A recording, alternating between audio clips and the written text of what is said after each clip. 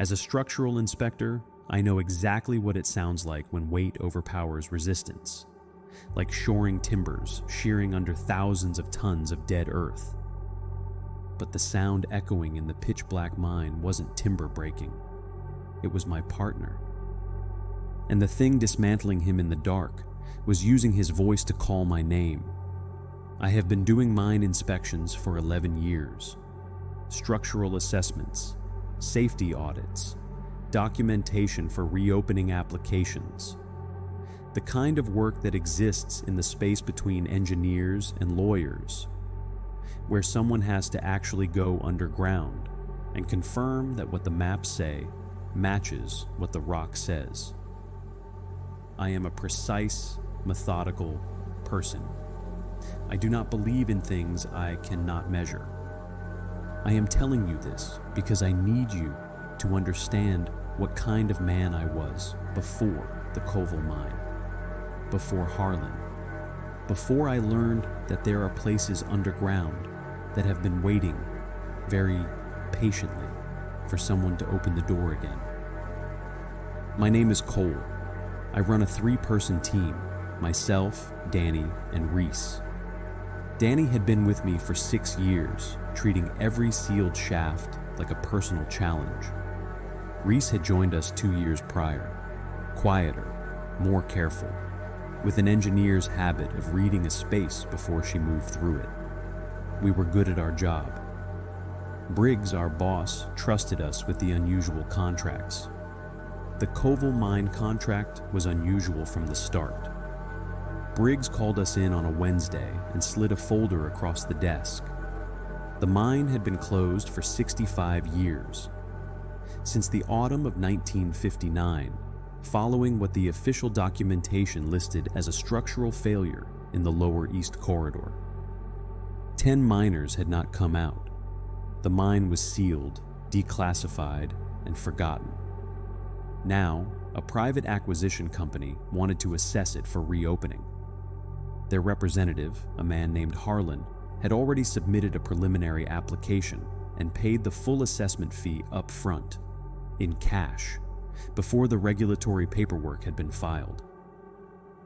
"He's pushing the timeline," Briggs said, not quite meeting my eyes. "Wants boots in the ground before formal clearance comes through." The fee Harlan had paid was significant. Briggs made his decision. He told us we were going in the following evening. I read the old incident file that night. The official report was dry and thin. Collapse. Unrecoverable. Site sealed. But on the final page, someone had added a handwritten note in the margin, cramped and slanted, like it had been written quickly. I almost missed it. Incident began when one man sneezed. Others on the far side of the shaft reported hearing it echo. Then, the lights went out. The group of 4 that contained the man who sneezed was never. The ink stopped. Mid-sentence. Like whoever wrote it had put the pen down and never picked it up again. I told myself it was coincidence. A sneeze does not cause a structural collapse. I closed the file and went to bed. We drove out the next evening. The mine sat at the end of a dirt road bordered on 3 sides by dense forest. The entrance was a low concrete arch sealed with a steel door that had been unbolted recently. The rust patterns on the hinges were freshly broken. Someone had been here before us. Harlan was waiting outside. Tall, older, with a stillness about him that I registered without examining. He shook my hand and smiled. His grip was room temperature, not cold, not warm, neutral, like shaking hands with the wall. We had flashlights, glow sticks, respirator masks, clipboards, a camera, and a paper copy of the old mine map I had studied for 2 hours the night before. I knew the layout: a main entry corridor, 2 lateral shafts, and further in, a loop. A circular emergency evacuation route connecting back to the main corridor at 2 points, roughly 200 meters apart. A closed ring inside the tunnel system. The miners who built it used to call structures like that a noose. We pulled on our masks and went in. Old air, undisturbed for decades, carrying something mineral and faintly sweet beneath the stone and rust. Our flashlight beams cut clean white columns through the dark. The walls were shored timber and bare rock, the floor packed earth and gravel, our boots barely making a sound. Harlan walked just behind me and just ahead of Danny. He did not take notes. He did not ask questions. He watched the walls.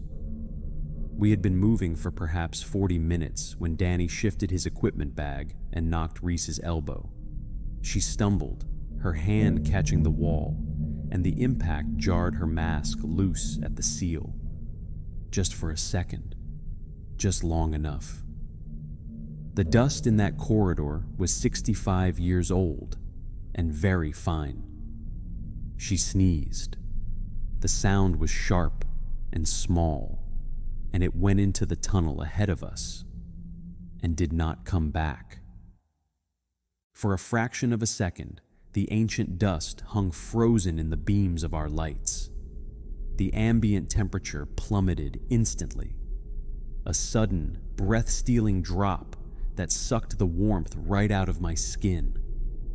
Every flashlight went out, at once, not a flicker, not one by one, all of them simultaneously, as if a switch had been thrown by a hand we could not see.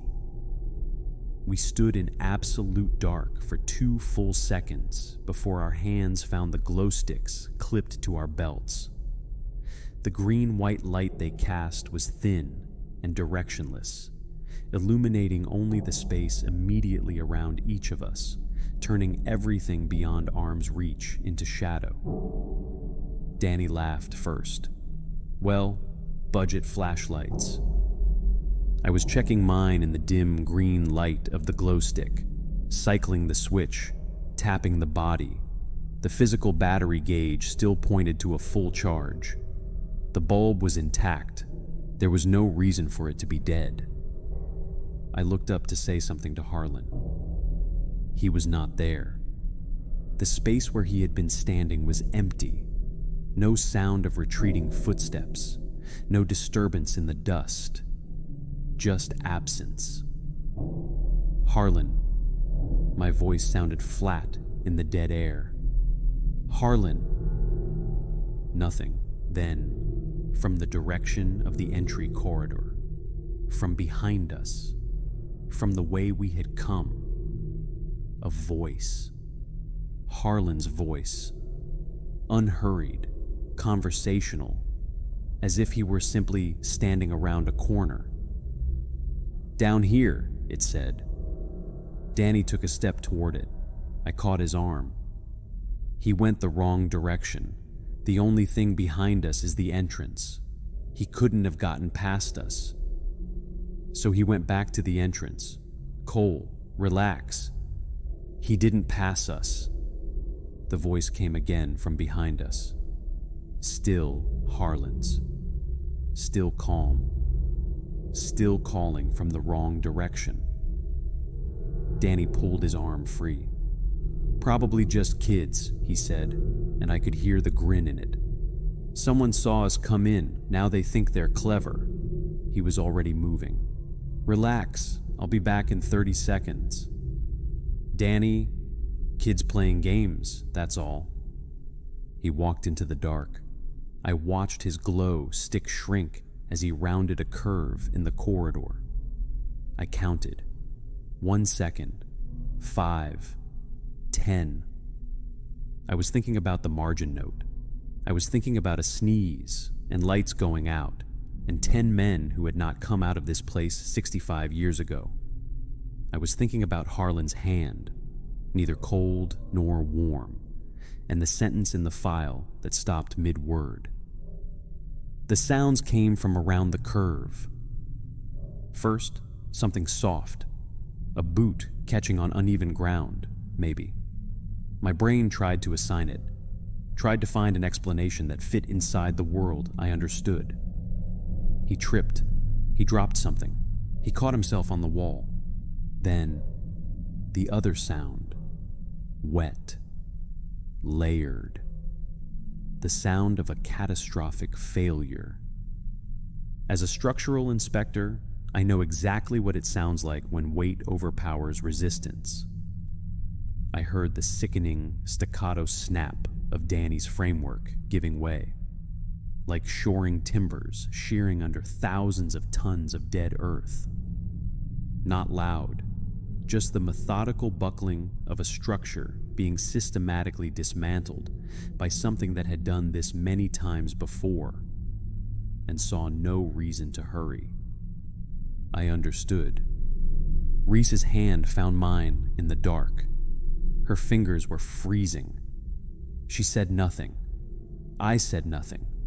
There was nothing to say that would have made the next second different. I pulled her by the hand and I ran, not toward the entrance, away from it, deeper. I ran the map in my head like a calculation. Main corridor, 200 meters, junction to the loop. If we could reach the midpoint of the loop, let it come toward us from one direction, we could circle back and exit from the other side before it turned. I ran and I did not look back, even when the voice behind us changed. It was not Harlan's voice anymore. It was Danny's. Easy, familiar Danny, calling my name from the dark behind us. Slightly confused, slightly hurt. The voice of a man who doesn't understand why his friend is running away from him. I ran faster. The glow sticks we had dropped to mark our path were dimmer than I had expected. From a distance, they were barely visible, small greenish smears against the absolute dark. The tunnel breathed cold air against my face. My lungs burned. Reese ran beside me, her grip in mine so tight I couldn't feel my fingers. We reached the junction, and I pulled us left into the circular passage, running its curve until I estimated we were at the midpoint. I dropped to my knees to keep a low profile, the heavy strap of my equipment bag sliding off my shoulder to the dirt, and I pulled Reese down close beside me. "There's a loop in the tunnel," I breathed into her ear. "We're halfway around. It connects back to the main corridor at both ends. If it follows us from behind, we let it get close, then we run the other half and come out ahead of it toward the entrance." She was quiet for a moment. Then, "And if it knows that?" I had no answer. We waited in the thin green light of the glow stick. The dark around us was so complete it had weight. I held the stick low against my leg, trying to limit how far the light reached. I could feel Reese beside me, her shoulder against my arm, her breathing slowing from the run. She whispered something so quiet it was almost nothing. "My daughter's birthday is Saturday." I didn't trust my voice. I squeezed her hand. "I just need to be home Thursday," she said. From around the curve behind us, Danny's voice drifted closer. We scrambled to our feet in the dark, and we ran. Blinded by panic, I left the equipment bag sitting in the dirt where we had knelt. The second half of the loop felt longer than the map had suggested. I ran, and Reese ran beside me, and the voice behind us shifted as we moved. Cycling through registers, almost right, almost familiar, almost human, and then past that, into something that had no category I could name. The glow sticks from our way in were nearly spent, barely smears of color at ground level. And then Reese was gone from beside me. No cry, no warning.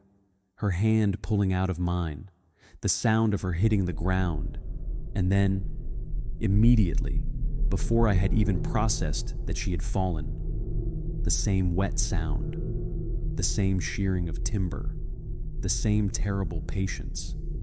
I did not stop. I'm still not sure what kind of person that makes me. I think about it every night, and I have not arrived at a satisfying answer. I know only that I understood by then what the light in my hand meant. While I had it, I existed somewhere it could not fully enter. The moment it died, I would belong to the same category as the dark. The stick was failing. I had perhaps 30 seconds left. The stark realization hit me. Every backup light source I owned was in that bag back at the loop midpoint. I had walked away from it in the shock of the voice getting close. This was the last stick. I ran toward where the entrance had to be, where the night air was beginning to carry the smell of rain-wet soil and living forest. And then the concrete arch appeared ahead of me, a rectangle of dark blue sky, and the moon, high, full, absolutely brilliant, throwing silver light across the hillside outside. I crossed the threshold. I ran until I was 30 meters out, and the moonlight was all around me, and the glow stick in my hand went dark. I turned. Harlan stood at the edge of the entrance, precisely at the line where the moonlight ended and the tunnel dark began. Not moving, watching me, smiling. A wide, patient smile that pulled too far at the corners, stretching the geometry of his face into something that did not belong on a living person. His eyes caught no light. He did not step forward. I turned and walked toward the road. I did not run. Some part of me understood that running would be an invitation. Briggs had been trying to reach us for 2 hours. When I didn't answer, he called emergency services. By the time I reached the road, there were lights in the trees already. He told me later that when he tried to contact Harlan's acquisition company, it did not exist. The registration number was valid, but belonged to a dissolved entity from decades prior. And the cash Harlan had paid up front, the bills were crisp and perfectly preserved, but every single one of them carried a serial number from a production run printed before 1959. Search teams entered the mine the next morning with dogs and full lighting equipment. 6 hours. They found nothing. Not Danny, not Reese, not my dropped equipment bag or the scattered glow sticks we had left behind. Not any sign that anything had happened in that corridor beyond 65 years of undisturbed dust. I requested the complete archived incident file. The full version included a crew photograph taken at the mine entrance in the autumn of 1959. 10 men in work clothes squinting into the camera. The man standing at the far right was taller than the others. Still, older looking than the rest. I recognized his face without needing to look twice.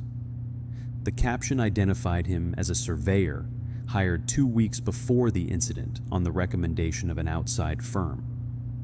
The firm, when investigators tried to contact it after the accident, did not exist. His name in the photograph was not Harlan, but the name didn't matter. The face was the same, and caught at the very edges by the camera, barely visible, almost something you could convince yourself wasn't there. The smile was the same. The mine took 10 people in 1959.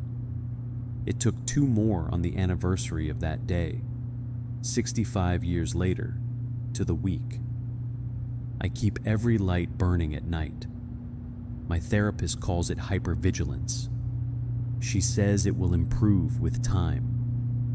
Last Thursday, I woke at 4 in the morning, and Reese was standing at the foot of my bed.